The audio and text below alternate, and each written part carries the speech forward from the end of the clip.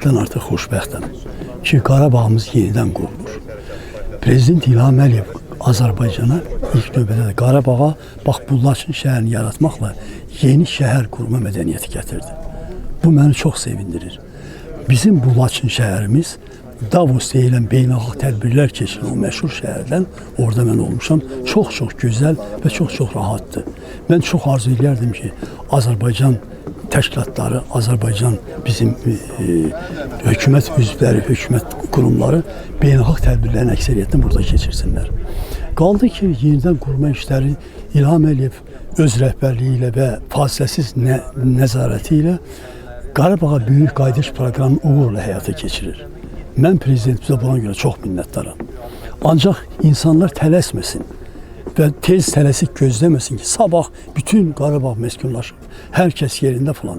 Bu yavaş-yavaş olacaq, ancaq gözəl olacaq. Görün nə qədər işlər görülür. Dəmir yoluna baxın, düz Naxçıvana gedir. Böyük hissəsi artıq hazırdır. Sayılsız hesabsız tünellər, körpülər, geniş asfalt yollar, salınan qəsəbələr, bu Laçın şəhəri, Xankəndidə yenidən qurma işləri və s. və s. Bunun hamısı bu qısa müddətdə görüləcək iş deyildi.